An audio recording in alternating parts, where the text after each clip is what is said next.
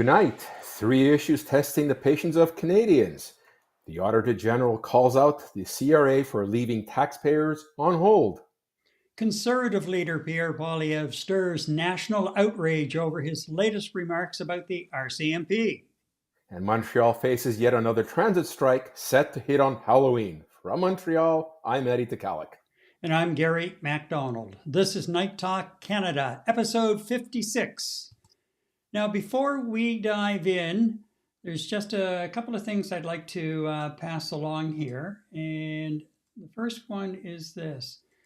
We are monitoring the Prime Minister to see if, in fact, we can bring you at least part of his speech tonight. He's speaking to some students, and he's thought to be talking about the economy and how it impacts even younger people, and the budget, which is coming up in less than 2 weeks.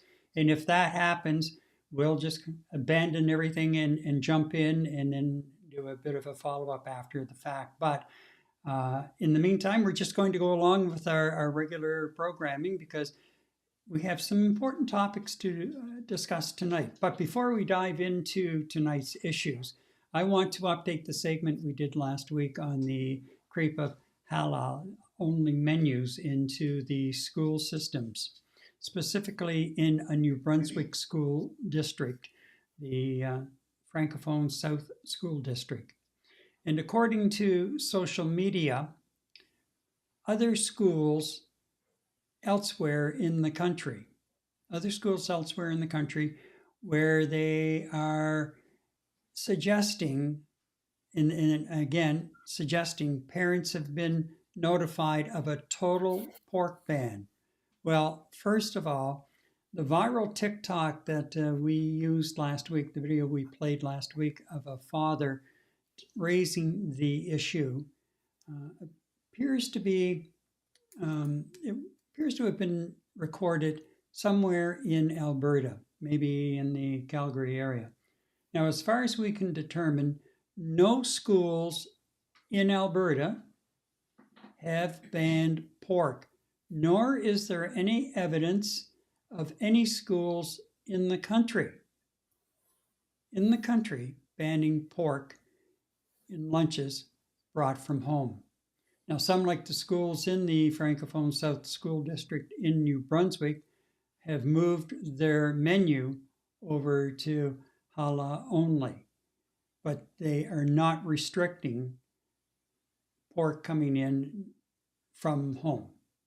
So I wanted to clarify that because as I was going through and working on some edits for YouTube posts and TikTok and what have you, it appeared that maybe we were leaning in that direction, and I wanted to make sure that you understood where we were coming from. Okay, so let's move along. Let's make sure that you join the conversation tonight. Let us know your opinion on any or all of the topics up for discussion. Now, let's get started with tonight's issues.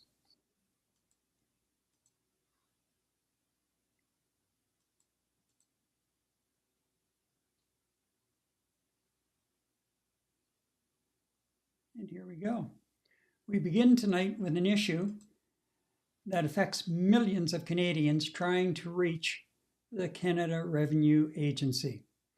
Auditor-General Karen Hogan, appearing before the Public Accounts Committee yesterday, says the agency's call centers are failing badly.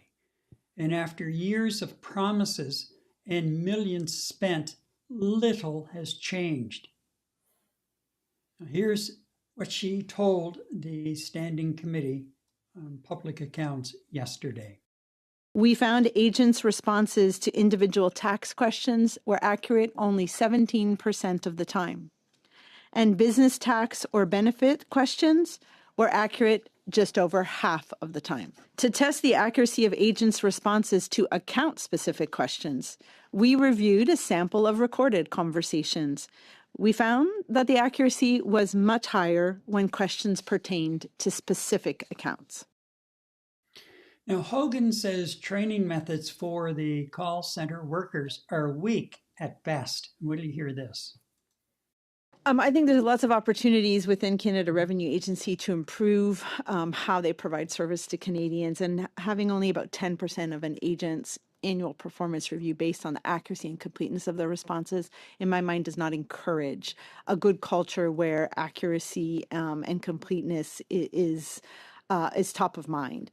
In Canada, our tax system is a voluntary one, and Canadians are expected to provide their tax returns on time with accurate information. And I think in return, they should expect that the Canada Revenue Agency will be available in a timely fashion and provide them with accurate information.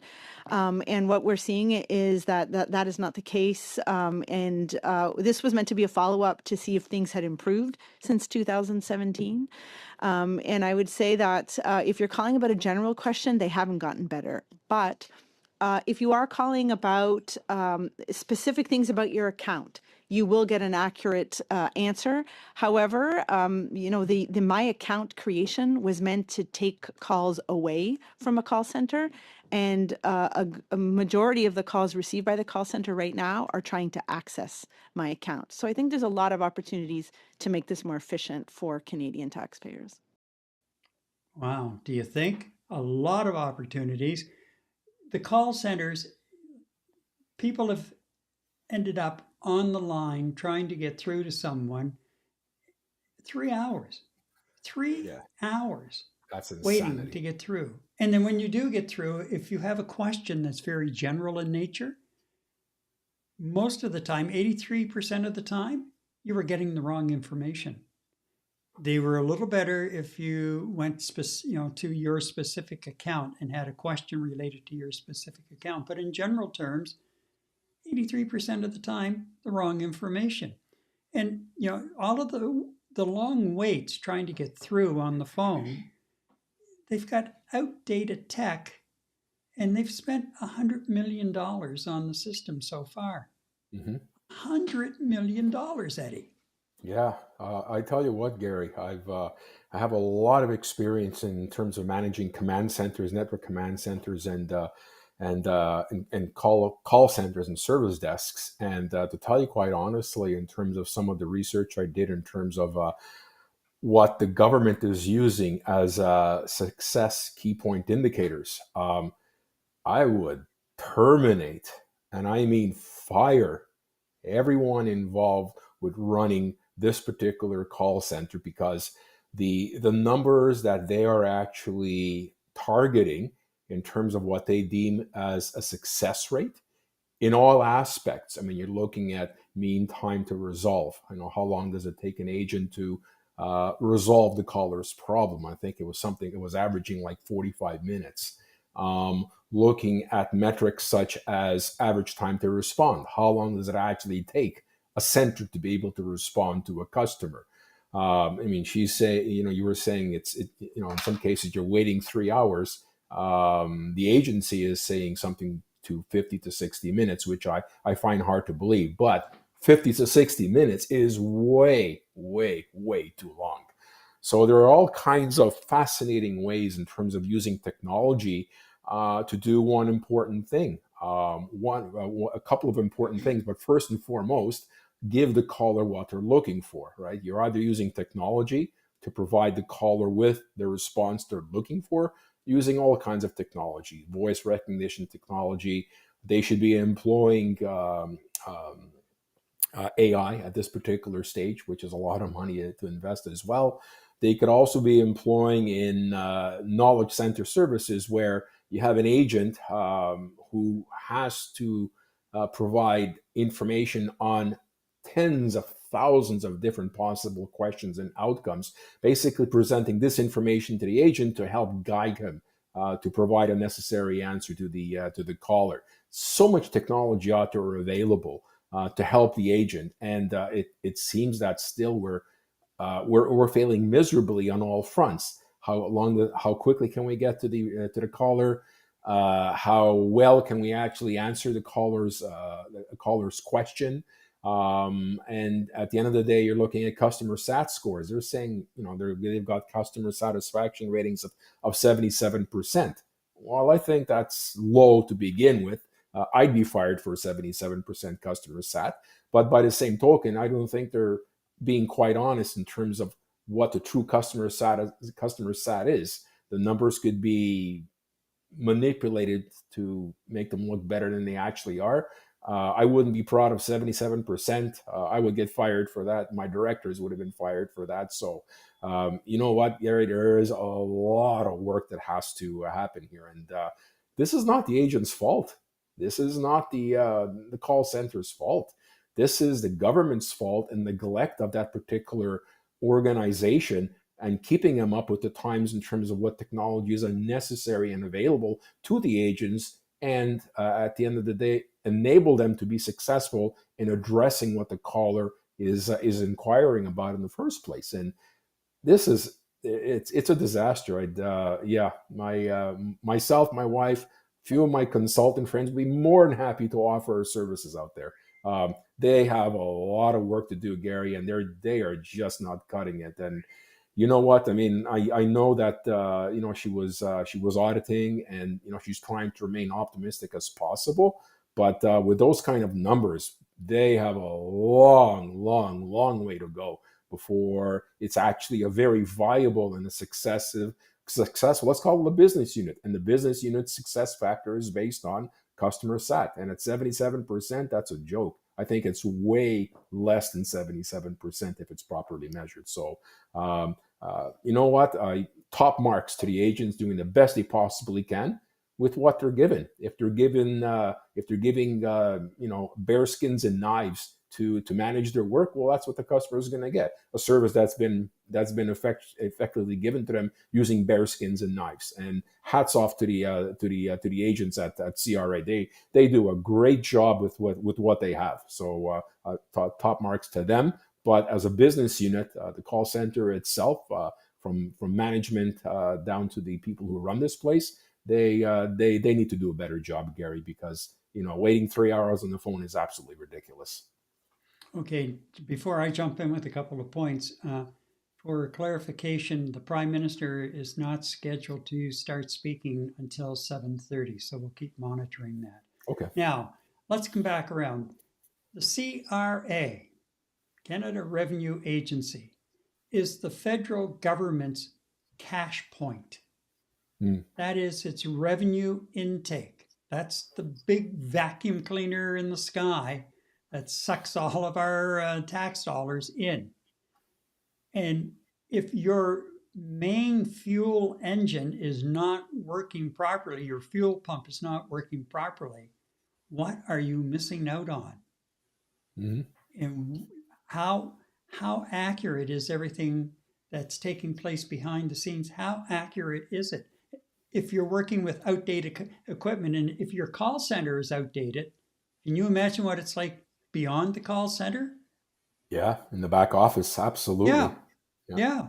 They're probably still working on Windows Vista, for God's sakes. Who knows? Like it's Hey, I've seen some hospital PCs and laptops still working on Vista, for crying out loud.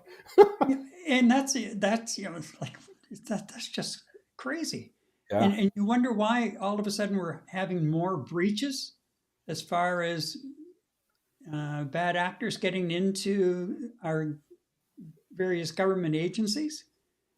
If you're running outdated software, you have old machines, and you have people who haven't been trained. The call center, like when she said this the other day, I was watching her yesterday making this presentation, and when she said, when you average it out, they get 10 minutes a year of training in their call center responsibility.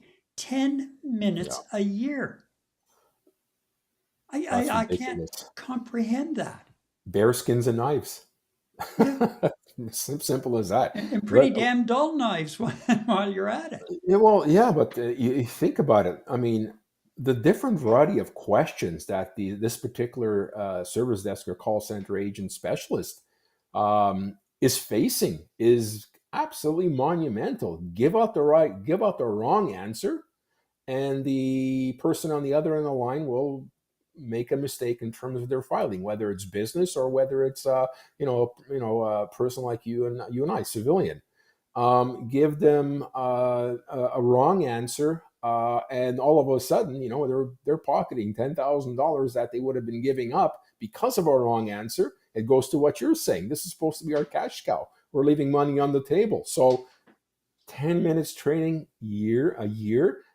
Look, I mean, a general call center specialist, when you speak about your bells or customer support centers and whatnot, agents typically go through some sort of initial training of 2 to 3 weeks before they even put finger on keyboard, just to clearly understand the product they're supporting, and then all the necessary tools that go along with it. And then typically they shadow another agent to make sure that they're brought up to snuff in terms of how their greetings go, how they speak to customers, and so on and so forth, and what they're presenting. And then they're led on their own. And then you have an evaluation every 6 months in terms of, all right, what else do we need to teach these individuals as we're ramping up and ramping down? And Gary, when it comes to our tax system here in Canada, it's very cyclical. Okay, so you're looking at heavy Right. duty manpower for 3 months of the year leading into the end of April. Well, you're not going to keep all this entire manpower on duty for the entire year, right? I mean, so one way to get around it is you have your primary agent set up for this mandate all year round. And then when you bring people in, you don't bring them in January. You bring them in September and you start training them. Now, these individuals could be floaters going through various department bodies, right? And then when you actually need these agents during income tax time, you bring them in. And the more automated your systems are in terms of driving their activity and informing the agent as to what information they should be presenting, the easier it is to do that. And like you were saying, if they're still running on Windows Vista, I highly doubt that the agencies or the technology within the CRA are going to allow any agent, both experienced and newcomer, succeed. Agent training, service special training, has to be done in an ongoing and consistent manner, and their performance effectively measured, not just monthly. It can be very easily managed daily. And then there's all sorts of money you can invest in workforce management systems that allow you to correctly plan how many people you need during specific times of the day and during what day of the week. There's all kinds of technology available to management out there to effectively deploy the right resources. But the key here is they need to ensure they have trained resources. Gary, you know what 10 minutes is? Hi, welcome to your new job. Here is the coffee machine and there's your desk. There's your 10 minutes. Exactly. Like, It's what the? just I'm flabbergasted. well, yeah. When you consider, okay, during tax time this past year, I went in at one point. I was looking for a document that I thought, okay, I'll just go into my account and download it. Well, I couldn't get into the account. Apparently, there was some kind of a computer glitch, and they were down for a few days at peak tax season.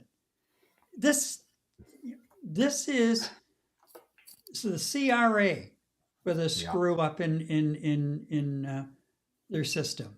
You have the Phoenix Pay system, which they've been kicking that can around for years, and Yeah, I now was just going to mention that. yeah, and for millions and millions of dollars, the Canada Arrive app. Nothing. I'm just sitting here thinking, what the hell did Trudeau do over the last 10 years? Why, he was the top dog. Why wasn't he calling in his ministers and having regular updates with them and meetings as to what's going on within your department? If you're the minister that's stuck with the Phoenix Pay fiasco, if you're the minister with the Canada Arrive app, and we all know there was all kinds of controversy around that, and now the Canada Revenue Agency, it's just I the money that we are wasting as taxpayers on trying to fix.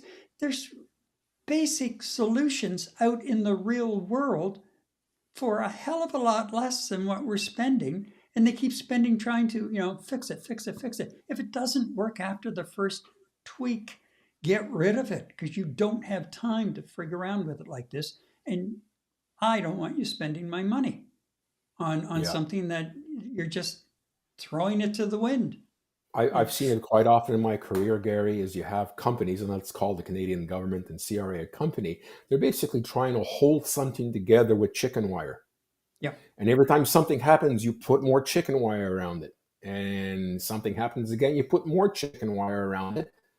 And hopefully it'll go away. Well, you know what? The chicken wire works for a while, but at Mm-hmm. some point, you don't even see what's inside the chicken wire anymore. Meaning, the thing just doesn't work, and the thing doesn't work. And I've seen it many, many, many times in both some of my clients. I've seen it in competitors' offices. The longer you hold on, the longer you use chicken wire and duct tape to solve your problem, it's just going to get worse exponentially. Suffice it to say, this is exactly what I'm saying. And you know what? I think they're beyond chicken wire. No, I don't know what's holding it together, but my goodness, Gary, you figure, like you were saying, this is the cash cow for the government, right? How many? I'm going to even say hundreds of millions of dollars into the billions is being left on the table here. Mm-hmm. You Yep. know, And uh, and and here's another thing. Look at the dental program. mhm, Revealed in the last day or two that a number of people who were deemed eligible for that program, there was a mistake made in their income, mhm. and they're no longer eligible. However, the kind-hearted government, any of the work you've had done, they're not going to claw back the cash that they've paid for that work. It's just you're out the door. My point on that one is this, Eddie. Like, say I qualified, and I was told I qualified, and I go ahead and I give up my private insurance. And all of a sudden, 6 months later, after having some work done, the government comes along and says, Mr. MacDonald, sorry, we made a mistake. You don't qualify, but we're not going to, ask you to pay back. You're just not going to have coverage going forward. So then I pick up my insurer and call and say, I'd like to get back on my plan. Well, you know what? Yeah. And You see, either they Mr. find, McDonald.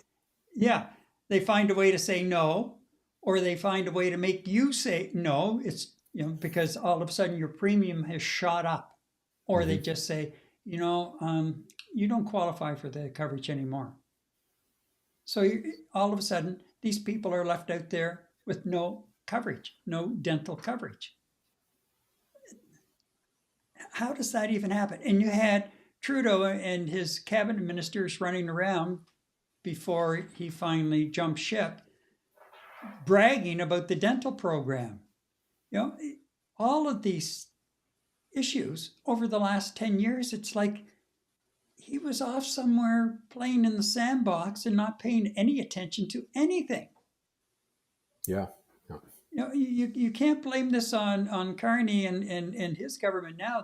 They've come in, and it'd be the same if Poilievre had formed government. They're coming in behind now and trying to pick up the pieces. Pick up the And pieces. Yeah. yeah, and it's nothing but dust. There's no pieces, it's just dust and a lot of red ink. Let's run quick to the comment section. And by the way, if you've had any encounters with the CRA over the last year, let us know how you made out and if you had any issues in getting through and if you received the right information or the wrong information.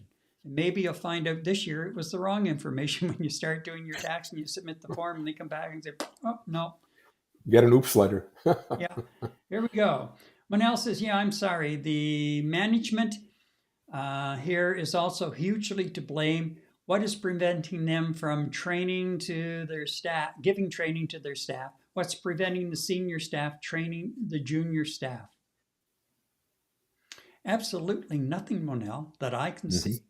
Absolutely nothing other than incentive, some kind of an incentive to say, I should really have a chat with the staff today. Let's have a team meeting, or they're just kind of like nobody's really sort of kept tabs on it, and I think they've been left alone just to kind of roll along, and it Yeah. was more a case of to do to do to do. Do your best, and yeah. Yeah, yeah. I'm almost speechless, almost. Well, you know what? Something just, I mean, I'm going to go out and say it because I know later on our show we're going to be speaking about them. But you know what? Why doesn't Agent A train Agent B?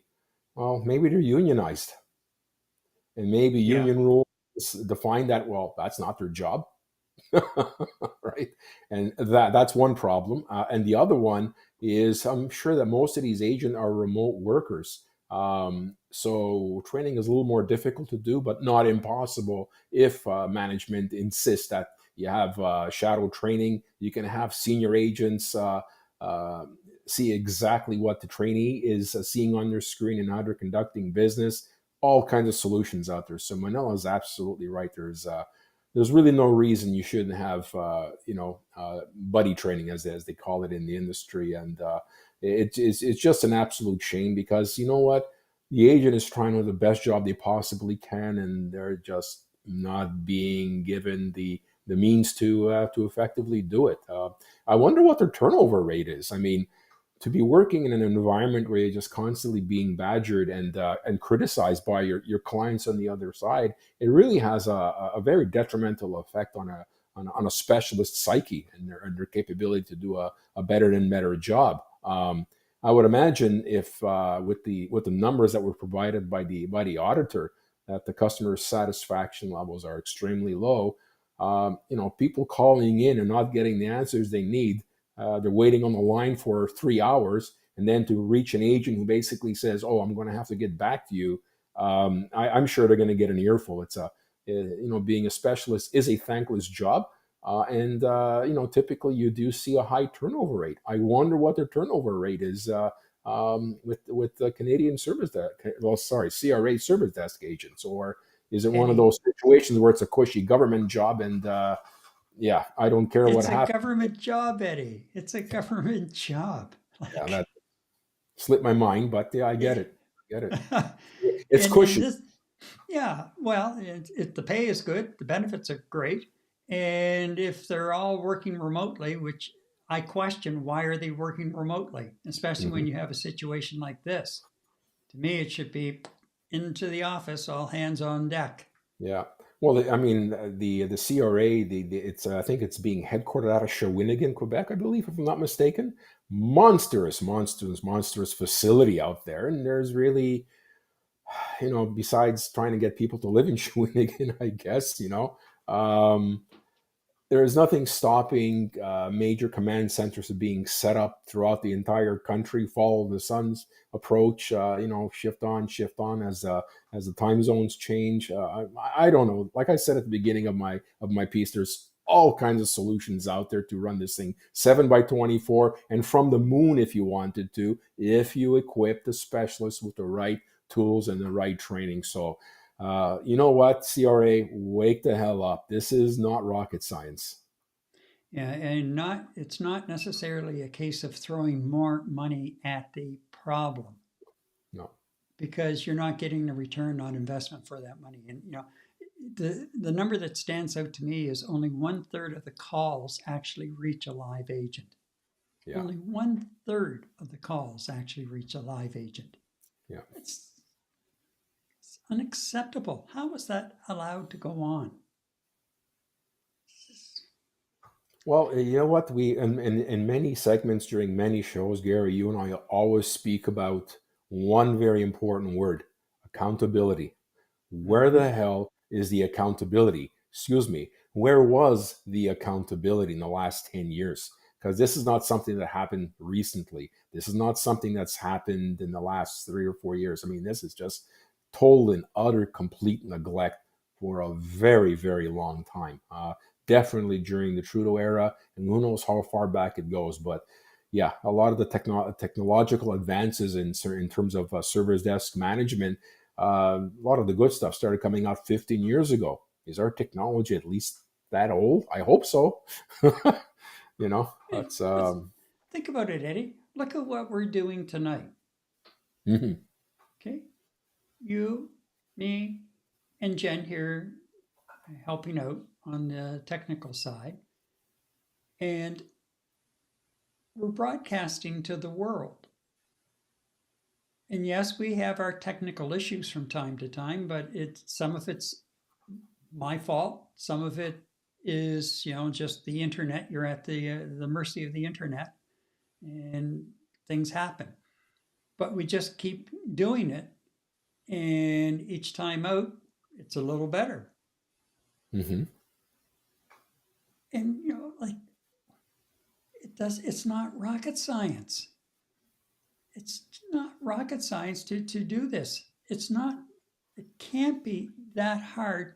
You have Apple, $4 trillion market cap. You have Microsoft, $3 to $4 trillion market cap. They don't seem to have any kind of an issue with the revenue intake side of things. Yeah. Yet here we are. Yeah, it's a shame. And I saw somewhere as well that they're outsourcing a particular chunk of their workloads out to IBM. IBM wrote a book on service desk management. They wrote the book on this thing decades ago. All right. So what's going on here? Here we have IBM that has everything that they have developed, and particularly a service desk agency or an agency might need in terms of correctly training and correctly equipping their agents with the right tools to be able to do a good job. I don't understand why, working side by side with an IBM, that the service still continues to struggle in providing adequate answers to the callers. I really don't get it. I know it's probably there's a good mix of people, but you know what? With IBM's involvement, they should be guiding the government in terms of what they need to do to correct issues, and how to unwrap the chicken wire and fix the problem at source. I don't know. I just don't get it. The willingness of the government to pay. Does IBM want to gouge the government because it's the government? I don't know. I mean, you and I will never know about it. But at the end of the day, it doesn't work. It doesn't work. For those who got their answers, good for you. Congratulations. I hope you got good answers. Yeah, but the right answer. When you're looking at only 30% of the calls, or 30% of the calls coming through are actually getting answered, that's just incredible. Yeah. Anyway, we'll leave it at that for now, and I'm sure probably around tax time we'll have an excuse to revisit this issue and see, in fact, if anything has really, really changed. And we'll know very quickly. So, okay, up next, a political flashpoint. Night Talk Canada is powered by Ecamm, the leading live streaming and video production studio built for Mac. I've been using Ecamm for almost 8 years for recording, live streams, Zoom, and Teams calls. You can find out more about Ecamm by clicking the affiliate link in the description below. Okay, Gary. And Conservative leader Pierre Poilievre's latest comments about the RCMP have lit up Ottawa and stirred the country, calling the commissioner despicable and suggesting Justin Trudeau should be jailed. Poilievre's words have sparked outrage across the aisle and within his own party. Here's how it unfolded on a popular right-wing podcast, Northern Perspective. Many of the scandals of the Trudeau era should have been involved jail time. I mean, Trudeau broke the criminal code when he took a free vacation from someone with whom he had government business. It's just like, it's right there in the criminal code. If the RCMP had been doing its job and not covering up for him, then he would have been criminally charged. And again, he probably violated the criminal code in the SNC-Lavalin scandal. These would normally have led to criminal charges, but of course the RCMP covered it all up, and the leadership of the RCMP is frankly just despicable when it comes to enforcing laws against the Liberal government. It's not going to happen in our case, because we're not going to hire people who are there to rip off the system.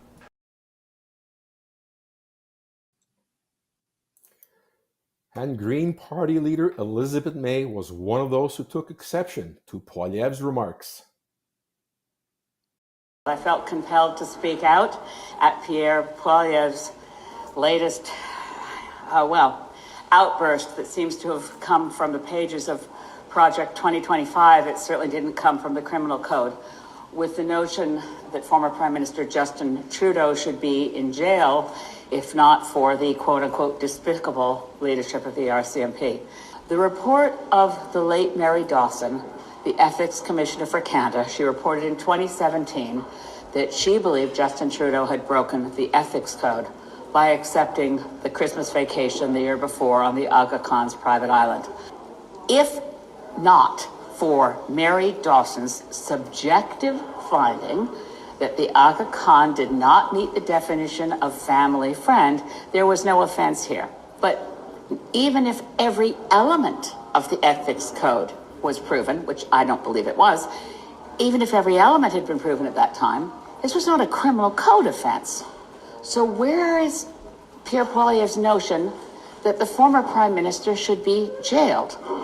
It's deeply worrying because this is the kind of thing going on right now in Trump's United States. I do think for the Canadian public, it needs to be clear when somebody is evading the law and when they're not. And what does it advance Canadian society to refer to the RCMP leadership as quote-unquote despicable? I think the RCMP needs massive reforms, by the way. I just asked about an hour ago of the Minister for Public Security, the Honourable Gary Andesangria. Has he read the mass casualty report, for example? Are we at all interested in the findings of the most extensive investigation into RCMP negligence? That report said that a 26-week course is not sufficient, and RCMP officers should undergo a 3-year course. But that's not the same as what Pierre Poilievre said. He said the leadership was corrupt. The leadership was influenced by partisan interests and politics. It's very different questions. And I really think Pierre Poilievre should apologize. It also would probably help save his own skin. And in question period yesterday, Government House Leader Stephen McKinnon was looking for an apology from Poilievre. But last week, the Leader of the Opposition put into question the independence of our judiciary, of the independence of our prosecutors, of the police, in fact, the very police that put their lives on the line to protect him, Mr. Speaker. The Leader has the next 30 seconds to make amends, to apologize, to tell the people of this chamber and this House that he is sorry for what he said. We don't do that in Canada, Mr. Speaker. Liberals are trying to distract from their inflation and rising cost of living by talking about their corruption. This will be the 10th Liberal budget. Already, they've doubled the debt, food bank lineups, and housing costs. Every dollar the government spends comes directly out of the pockets of Canadians who can no longer afford to eat, heat, and house themselves. Their fridges are empty, Mr. Speaker. Will they learn these costly lessons? Will they cap their inflationary deficits and get rid of their insane taxes on groceries? The Honourable Government House Leader. Monsieur le Président, Mr. Speaker, the Leader of the Opposition is inventing scenarios to distract from the story. The Leader of the Opposition has had 2 opportunities to apologize to the RCMP, our judges, and our legal system. He has refused to do that. In terms of inflationist spending, so-called inflationist spending, from the opposition leader, well, he still hasn't suggested one single way to cut or identified what spending, what support for which Canadians he thinks is inflationary, Mr. Speaker. Wow. So no apology from Pierre. No. Deflect and look over there. Let's talk about something else. Yeah, squirrel. Let's go to comments right away here because we do have one. Okay, and it's Deborah. PP brings up Trudeau as often as DJT brings up Biden. I'd like him to just go away. I don't blame you. Now, Eddie, bear with me because I'm going to pull something off here. The Prime Minister has started to speak, and we're going to try something. Okay. Let's see. Where do I want to go? I want to go right here. And see if this will work. Not sure it'll work, but give it a try. Your browser can't. Okay, no, we're not going to be able to do it. No. Okay. No. Browser issue. Apple has locked down Safari. Okay, well. Well, you gave it a try. Yep, we tried. Almost. Well, we got close. And nice. Monel, let's go back to comments. We have one more quick comment here. Monel says, I wish PP would just go away. Well, Monel, you may, if you're a good girl, and at Christmas time, you may get the wish in January, because that's when the leadership review comes up. He really walked into it with this particular comment. And today even, there were some members of his party, MPs, who are questioning the comment, the way it was made, the tone of it and everything. So you have, within the Conservative Party right now, you have some people, not only his elected MPs, but some very long-time supporters who are not overly impressed with that particular line of attack that Poilievre took. And if you watched him, he looked pretty relaxed in that interview he did with the folks at Northern Perspective. Really quite relaxed. And so it wasn't like it just kind of blurted out. Obviously, this has been on his mind, and it's something that he believes in. But, wow. And then you watch him coming out of his meeting with Carney late this afternoon, and he kind of reminded me of the Poilievre we saw return to the House of Commons after winning the by-election in August. And that lasted for about 10 minutes. And then the old Poilievre started coming out again. And after that, it was the old Poilievre. I don't get him. I don't get him. You know what, Gary, when he lost his seat, I know you were pretty adamant about, the honorable politician would have resigned, and he didn't. And not that I disagreed with you, but I said I was really willing to give him a chance, let him get back on the pedestal and see what he can actually present to Canadians as a possible alternative to a Carney government or a Liberal government later on down the line when an election happens. So I'd say let's give him a chance.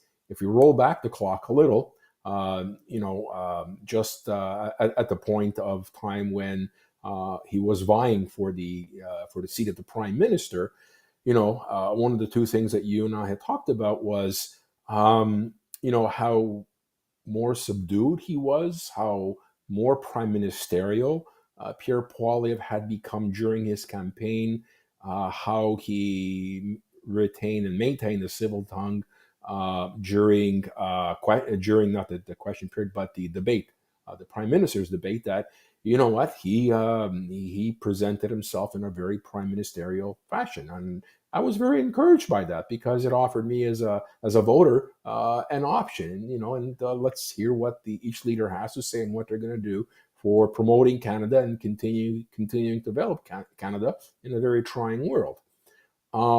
And I always had in my mind something both you and I adamantly agreed on during the Trudeau-Poilievre era in the House of Commons on the circus that ensued every time these two individuals were actually in the House of Commons representing the official party and the official party of Canada and the Conservatives, who were the opposition party. It was an absolute, and I hate using this language, a shit show every time these guys got up and spoke.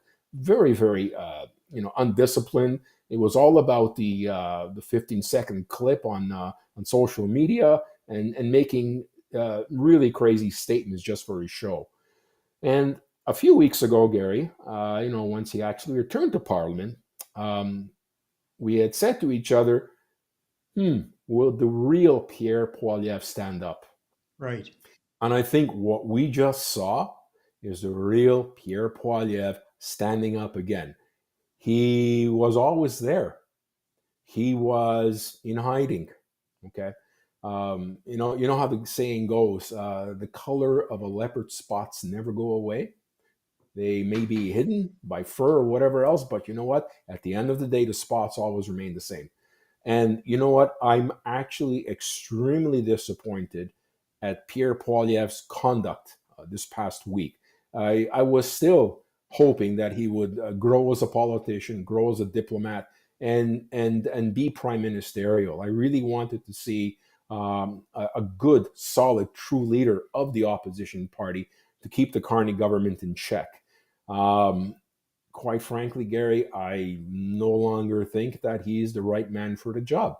Do I think conservative policies based on what his ministers are saying on a consistent basis would be good for Canada? Yes. I'm not saying they're a total lost cause. I think what happened here is that the lost cause is going to continue to grow as time moves on, that Mr. Poilievre is going to continue shooting his mouth off and shooting himself in the foot. This week did not do any good for him when the leadership review comes up in December or January of 2026. I think he's going to have a very difficult time in his hand in terms of selling his caucus that he's the man to take the Conservative Party into the next election. He's completely lost me, and I'm actually sad and disappointed that he didn't do a better job, at least from my perspective as a Canadian citizen, Gary. Well, let's hear what the West Coast has to say here. Joe's chiming in with, there we go. It was a smoke screen. A leopard can't change its spots. So, absolutely.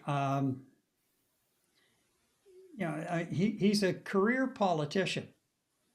That's all he's known. And but apparently he hasn't learned a whole lot as far as over the length of his career.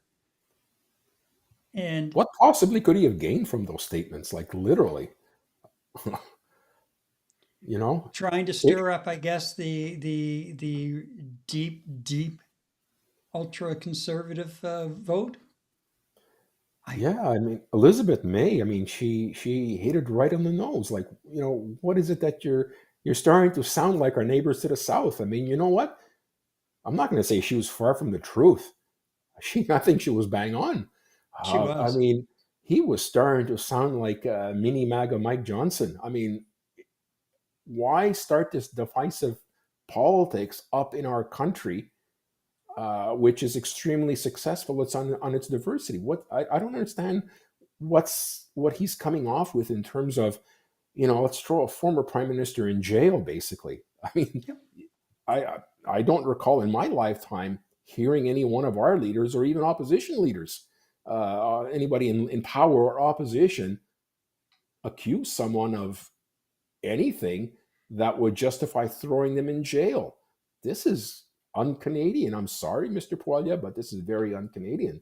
And that's number one. Point number two, very loosely floating accusations at the RCMP in terms of them being incompetent and what did he call the commissioner? Not disgusting, but despicable. Despicable. Yeah. Well, you know what? Despicable is an emotional term. Okay, there is zero evidence. There's zero credibility in you saying that somebody's despicable. And I'm sorry, you sounded just like someone in the United States, literally. And I believe he said despicable, said this wording in that interview that he did with this right-wing media chain. And you know what? I looked at excerpts, and he's got that that grin when he's speaking, and he's sitting there with the interviewers, and It's that silly grin that you see on Fox News on a consistent basis. And you know what? I just couldn't believe what I was watching. This was a Canadian citizen who leads the Conservative Party of Canada, conducting himself in a manner I think is very let alone not as a parliamentarian, but what are you doing as a Canadian citizen speaking this way? Like, my goodness. Well, the fact of the matter is, Eddie, he didn't learn his lesson from the defeat he suffered in the federal election back in April. And the lesson is people did not buy into him sounding like he was taking a page from the Republican playbook. Mm-hmm. That's not what Canadians wanted. And it didn't take a mental giant to figure out that's not what Canadians wanted on April the 28th, when we were in the midst of the elbows up trade war battle. Mm-hmm. Why the hell would we elect anybody that's even remotely like Trump and the rest of his gang? Why would we do that in this country? He didn't get it. So he goes home, he licks his wounds, he doesn't step down. And they're not only losing the election, but blowing a 20 some odd point lead, 25-point lead, and failing to pivot on issues and the slogans that were not resonating with Canadians.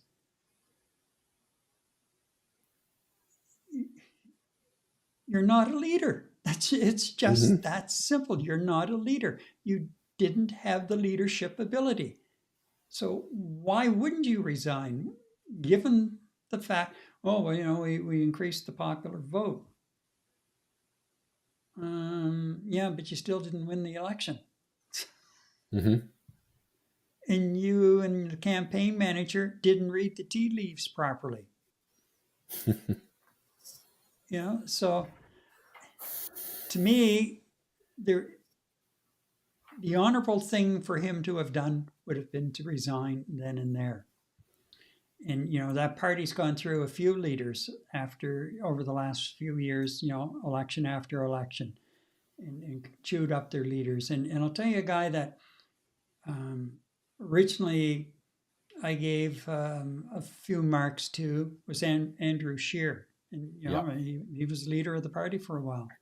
Mm-hmm. But man, oh man, since Poilievre has taken over, I've lost a lot for Scheer in the way that he's approaching things, and just his demeanor and that. I just don't care for it. And at one point early, when he was early in the leadership role of the party, I thought, you know what, okay, maybe this guy has a bit of a chance and can appeal to the average Canadian, and we'll see where it goes. Well, it didn't go very far, and now yes, he's back sitting as an MP. He's been successful as an MP for sure, but he's kind of become a mini me of Poilievre.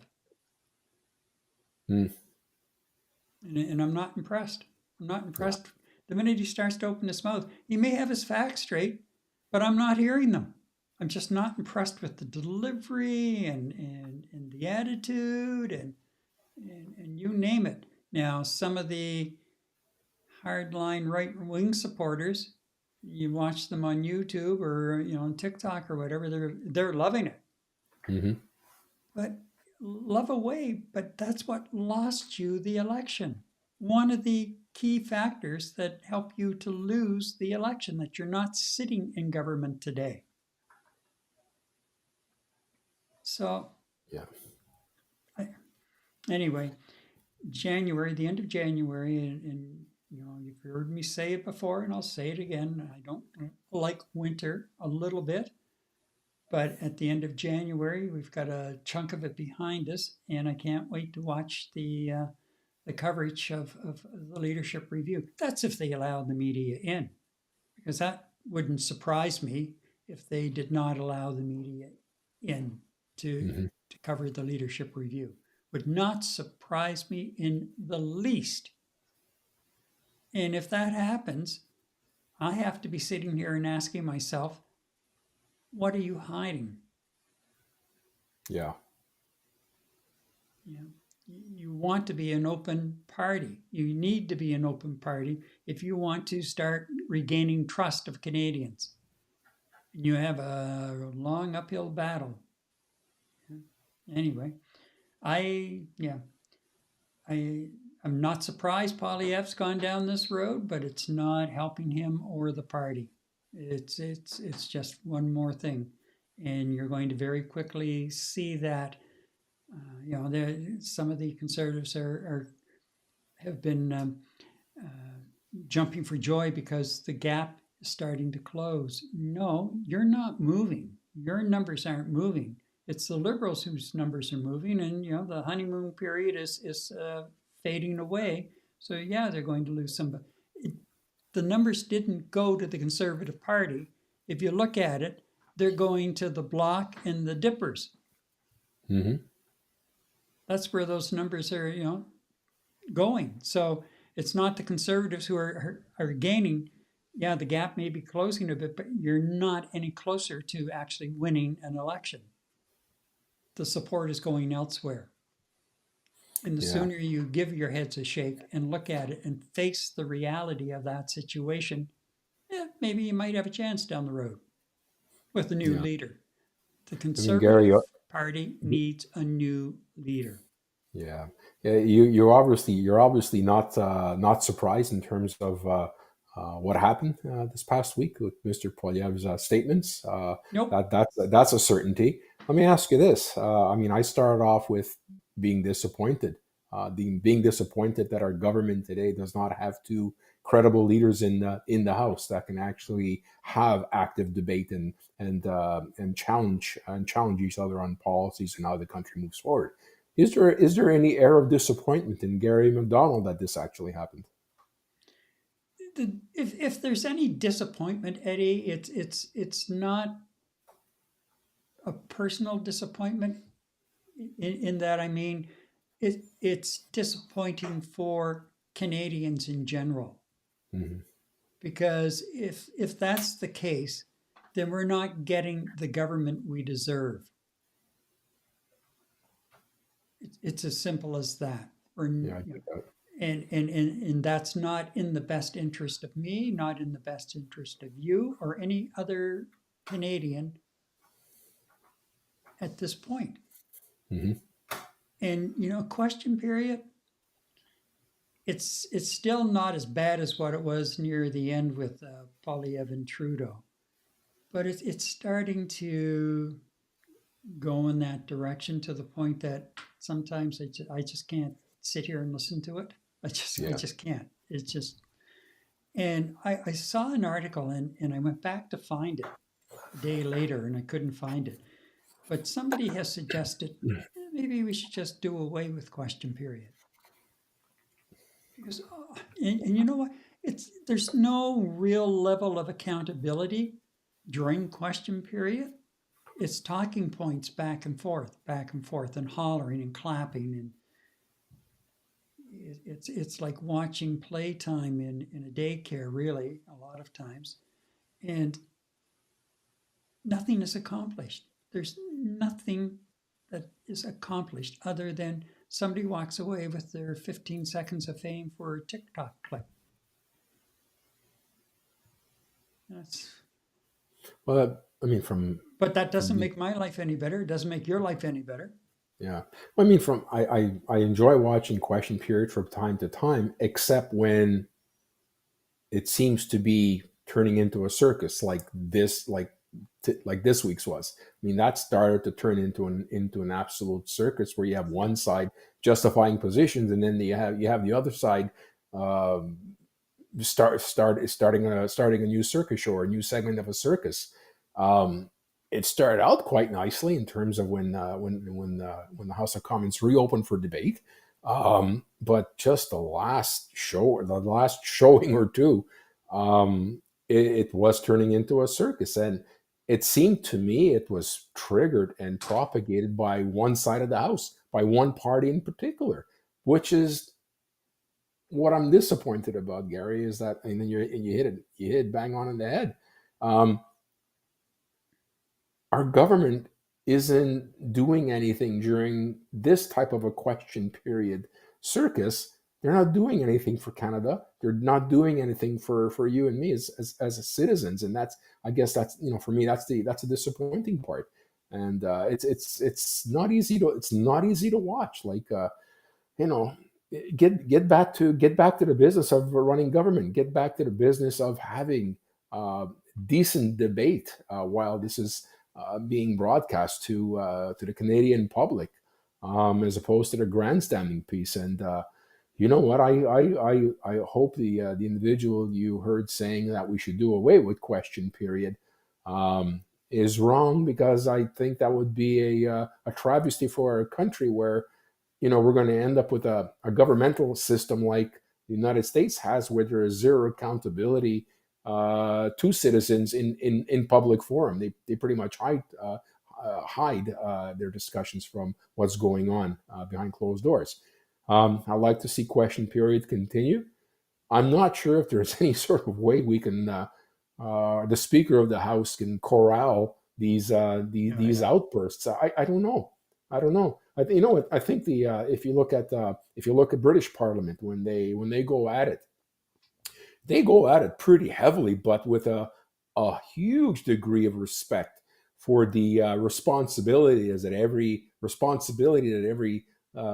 leader of their district has in terms of speaking in the British Parliament. Very respectful, very aggressive, but very respectful. And it's just so sad to see it's only one party in particular right now that seems to be pushing the envelope in terms of a lack of respectability on the floor and what the debates are supposed to mean and accomplish. It's just been, it seems to have been forgotten. I don't know how else to describe it. Poilievre has been quoted as defending his remarks as truth to the power. Huh? Really? Yeah. What the hell are you trying to tell us there, Pierre? But here's the thing. He's called into question the neutrality of the RCMP, our National Police Force, which, by the way, for a lot of reasons, it seems that National Police Force, over the years, it's become a catch-all of all kinds of responsibilities. And I think you need to really sit down and have a look at redefining what the goal is, the mandate is of the RCMP, because I think it's become a force. It's become obviously a political arrow that certain parties, certain individuals like to fire every so often. It's become, in some respects, trying to be all things to all people, like spread all over the place. I think we need to do that for the sake of the force and redefining what a national police force is. I think we need to redefine that aspect of it. Now, Poilievre, his populist tone appeals to what seems to be a very solid, but I would suggest small, conservative base. But, it does risk alienating the moderates, and I think we're starting to see more evidence of that as time goes on. So I don't know. I don't know how he wants to define his leadership or lack thereof, but in my books, he's scoring a big fat 0 all the way around. It's just as simple as that. And the sooner the Conservative Party federally wakes up to the fact that you need a new leader, the better off you're going to be. Yeah. And I'll leave it at that. Hear, hear. Okay, coming up, Montrealers are facing yet another month of public transit disruptions beginning on Halloween. Can you imagine? On Halloween. Anyway, trick or treat. Trick for sure. In the meantime, are you starting a website or looking to move to a new provider? Well, stand proud. Host Canadian with Web Hosting Canada, based right here in Montreal. And they have their servers all hosted here in Canada as well. They provide a variety of web-based services and at competitive prices. I've been a customer of WHC for almost 5 years now and a very satisfied customer at that. You can check out more by clicking the affiliate link in the description below. All right, Gary, let's move on. Commuters in the second largest city in Canada could soon be facing another transit nightmare. That's right, Montreal public transit maintenance workers are set to, are you ready for this? Yes, they are set to strike again at month's end, and the city's patience, like its buses, is wearing thin. So what's driving this latest uproar?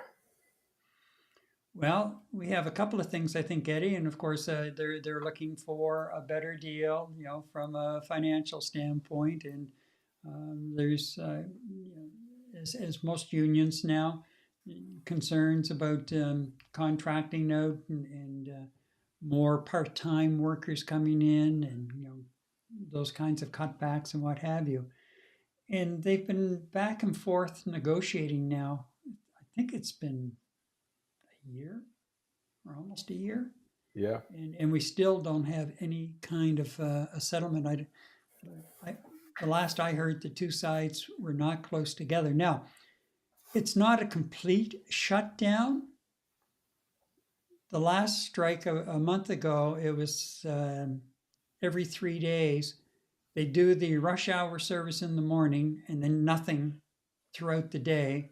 And then you would get rush hour service at dinner time, and then late night service, limited late night service.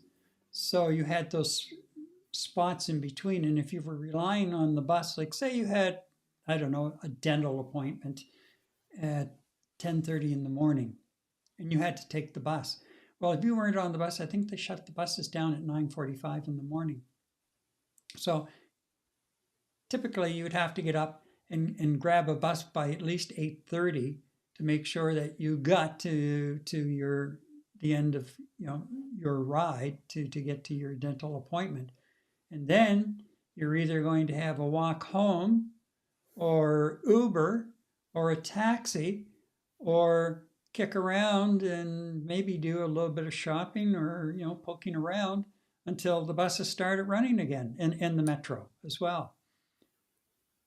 So it was just enough to be really, it wasn't a full shutdown, but it was enough to be really annoying and causing a great deal of inconvenience to the public, the people who were paying your wages. Mm-hmm. Yeah. And now the bus drivers are talking about they could be out on strike, I think, by sometime next month as well. Yeah, I think the bus drivers gave their union the go-ahead and mandate in beginning of this year, January of 2025, to take more aggressive actions on their behalf. So, and I also read, Gary, somewhere that there are 4 different unions right now in negotiation with the STM. So you're looking at the drivers and the subway operators. You're looking at the maintenance people, and right. I'm not exactly sure what the other 2 groups are. So, Gary, I mean, this is the 3rd time in this year, I believe. I think it was like end of May, beginning of June, or something like that. That the maintenance, right. That the maintenance workers were giving the union a mandate for work to rule and disruptions. I think, well, we know there was one in late September into yes. Early-ish October, and now they're at it again. Where does it end? I mean, with 4 different groups being represented by 4 different unions, this is just an ongoing circle of horror for transportation, public transportation in Montreal. We have the maintenance people that continue to create havoc for us. The drivers, I think it's been pretty tame. I can't remember the last time I remembered that the public transit was out because of striking drivers or metro operators. It's got to be at 10 years plus. So something worked there, but obviously the union just got a mandate in January, as I said, to push the issue, and then the other two unions representing employees, I'm not sure if they're mission critical to the operation, but that can also introduce some disruption to public transit. And Gary, public transit is the backbone of getting people from A to B, not just for getting to work and running errands. It's A to B that has a direct impact on the economy. In a lot of cases, if people can't get out and go about and retail and spend money at the retail stores because of the fact public transit is offline or people can't get to work, at some point that starts to directly affect the economical engine of Montreal and the province of Quebec. So I don't know what the answer is, Gary. You can't the governments can't mandate or restrict unions what to do, but this is getting a little preposterous. And you know what? A labor minister coming in and saying, you guys need to fix the problem. Gee, that helps a lot, what are you going to do to prevent it from happening tomorrow?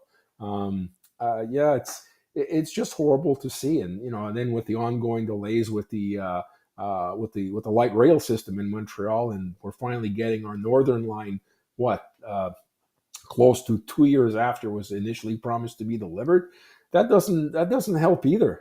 And quite frankly, my being stuck in traffic at 7 o'clock in the morning, trying to go 10 kilometers from here for a hospital appointment, and I couldn't rely on subways at that particular time. It's just ludicrous. It just does not help. And you know what? Unions don't care, and I don't think they're very sympathetic to the general public, and in terms of how much headache they cause us, I don't think they're sympathetic. They like to see the union dues increase because it just fills the coffers of the union. So I don't know, Gary. Four different negotiations going on at the same time. You know what? They might fix this headache now. Next is the drivers, and next who knows what's going to happen next time. So yeah, it's kind of like a work to rule right now with the CSN. They're basically looking at staff refusing to work overtime to repair these buses and subways, and they're talking about slowdowns and stoppages. So you can't even plan around knowing, are the subways going to be working tomorrow? Or are they not going to be working tomorrow? Are they going to give us 24 hours notice or no notice? Families with children, you got to plan for this. Okay, I can use it at 9:30, but I can't use it at 1 o'clock. So how does that help someone? It's, thanks a lot for the favor and keeping them kind of open, but I don't really think it helps Montrealers one bit. No, we're the second largest city in the country. And one thing that has been slowly taking place in this city is that more people are slowly making the change from getting into their cars every day and relying on their cars to get from point A to point B. They're pushing more on bicycles, and I see more people on bicycles all the time now. And then you've got your bus service and your metro and the REM, and we're a city that has a number of international events being hosted every week. Mm-hmm. And if people can't get around, and I'm sure Uber's doing surge pricing when these guys are out on strike. I know Deborah had a medical appointment way over north during the last round of the maintenance workers pulling every couple of days, and it was going to cost her $60 one way. My for God. Uber. Yeah. Yeah. I have no idea what a taxi would cost, but yeah, $60 one way, and they were also asking how many passengers. I've never. It's the first time I've been asked that in in an Uber app. Right. But this is not what we need to help keep people coming back for conventions and conferences and various large meetings to our city. And it's not what the residents need. And somewhere along the way, how has it been allowed to happen that you've got 2 or 3 unions all of a sudden within what seems like months, weeks, whatever, with contracts coming up for renewal? And why are you a year later still trying to negotiate a deal?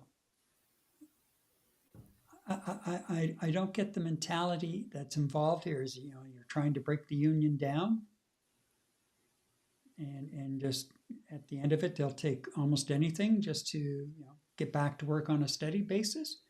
What about the people you're serving?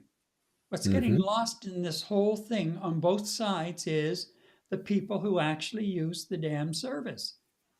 And both sides have to realize public transit is extremely expensive to run. It's not going to make money. It's going to be a money loser. So you try and work at cutting your losses as much as you can. But you're not going to be able to cut those losses if you keep screwing around with the people who are feeding your revenue stream.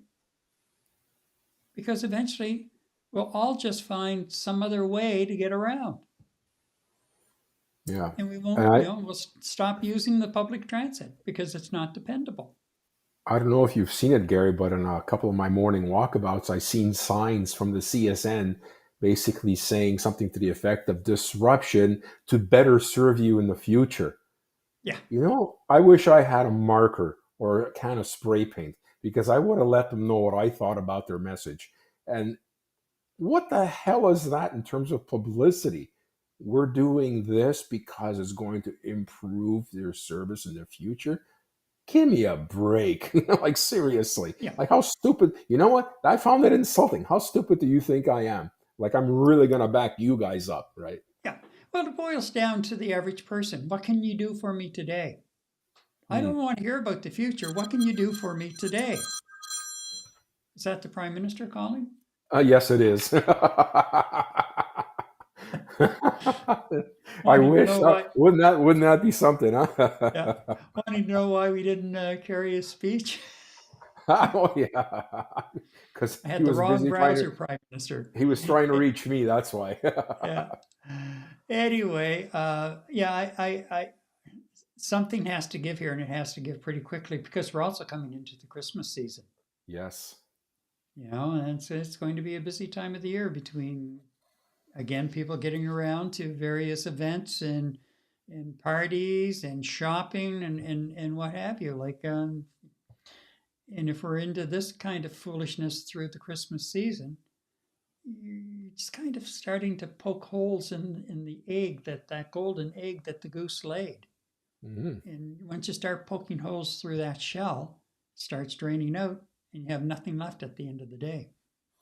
Yeah, and Christmas is not that far away. Even Costco now has extended its weekend hours by an hour. Mm-hmm. They've already started. Yeah. So, well, you know what? I mean, the employees gave the unions mandate to negotiate on their behalf to get the best they can. But at some point, you get down to compromise. Look, how often do union members, contributors, being the employees, how many work stoppages do you think they can endure before it starts affecting their pocketbooks? Well, exactly. Right? I mean, 3 disruptions in a matter of a year. This one's going to be quite extensive. How long do you think that these people can go without work? I mean, they can't survive on manning the picket lines and getting $50 for their troubles. That's not going to cut it. So it's I don't here's know. A question. I just don't see a win-win solution here for anyone. Here's a question for the union membership to ask. Ask your provincial representatives or your national representatives, when we're out on strike, do you get strike pay too, or do you get paid your regular salary? Hmm. See what the answer is. Yeah, yeah. You might be surprised. Yeah, I would be very, no, I wouldn't be surprised. I know exactly what goes on. Steak lunches, couple of bottles of wine, right? So, yeah, come on. Like, I, I hope that somewhere along the way, and maybe it's getting lost because we're in the midst of an election campaign too for, municipal elections. I don't Yeah, know. But you can't take your eye off the ball, even though you're involved in side play. You can't take your eye off the ball. And the ball is your residents who are using your public transit need it. And they don't need any more of this kind of disruption, as they call it. It's more than a disruption, it's a pain in the ass for sure. yeah. So, You know what? Here's a suggestion I'm going to have here for the union leaders and the heads of the STM and the labor minister and the municipal person responsible for public transit in Montreal. You know what? When the Cardinals elect a new pope, they basically put him in a room, they locked him up. We're going to have an STM conclave, and nobody, and I mean nobody, comes out of there until you have a solution, one way or the other, or a compromise, right? And then we all right. celebrate with a couple of puffs of smoke. Blue for the SDM and it's good, white meaning it's not so good. Just do something. This whole thing about, negotiate a couple hours a day and we're going to break until tomorrow. I'm sorry.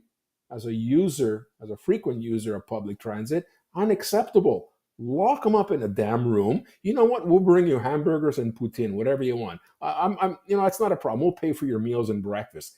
Get it done. Do not get out of that room until you have something in place that at least lasts 3 years, 5 years, but get it done. And that's part of the problem now, Eddie. There's no sense of that urgency and commitment to get a deal done that's good for your membership and good for the owners of the service and good for the actual users of the service. It is, like, okay, well, we'll take a week to or 2 weeks to have a look at it, and it might be just a change in one line, but it's going to take them 2 weeks to figure out whether they're happy with it. Come on. Yeah, and then you got to get the lawyers to parse through every word to make sure that the wording is legal, and you can avoid lawsuits. And it's like, just get in there, get it done, shake hands, swap spit, do whatever you have to do. Yep. Get it done, because at the end of the line, that's who's being held hostage, like you said, Gary, is us who pay your damn salaries. Right? You know what? Don't come to me at the end of a strike and say, oh, you know what? Because we were in strike for a month, you're entitled to get $1.13 back. You know what? Take that $1.13, stick it, keep the damn service running. Like, I don't want your $1.13. That's not going to help me, and that's not going to help me accomplish anything, right? Right, exactly. Oh, enough is enough, my friend. Enough's enough. All right, we have a couple of comments to catch up on before we wrap it up for tonight. So let's go here. And Deborah says, let's not do away with question period. Let's demand our politicians behave in a more respectful way. The worst is the background noise when someone is trying to speak. We deserve better. We sure do than what you see. Yeah. Like it's like watching kids in a daycare. And Monel comes in with, but the good news is the REM is going online as of November 17th. Yeah, right. Let's see. Well, they've been running it back and forth, but who knows? We'll probably have a snowstorm on November 17th, and they'll find out that they're delayed again. Did I say that? Yes, you did. Yeah, yes, I did, and I don't take it back. No. Okay, and that's Night Talk Canada for this week. From service delays to political fireworks and yet another transit strike in Montreal, one theme stands out. Canadians are running out of patience. We will continue to follow these stories for any important developments. I'm Eddie Tekalik. Good night. And a little reminder to like and subscribe on YouTube. Follow and share us on Facebook. And you can also follow us at Night Talk Canada on X, YouTube Shorts, Facebook Reels, Instagram, and TikTok. And one quick reminder, we need a lot of follows on Facebook right now. And the reason being is we need 100 followers so we can start actually broadcasting the stream from the Night Talk Canada Facebook page, shifted over to where it belongs now on its own page. And for whatever reason, they want 100 followers. So we need a few more. So please, please, please, please, if you're watching on Facebook, hit follow so we can do that. And that means it moves it off our personal pages as well and gets it where it belongs. So I ask you to do that little favor for us, and we will be very, very grateful for your support. Honest, unfiltered Canadian, the conversation we should be having. Night Talk Canada returns in 7 days. I'm Gary MacDonald. Good night.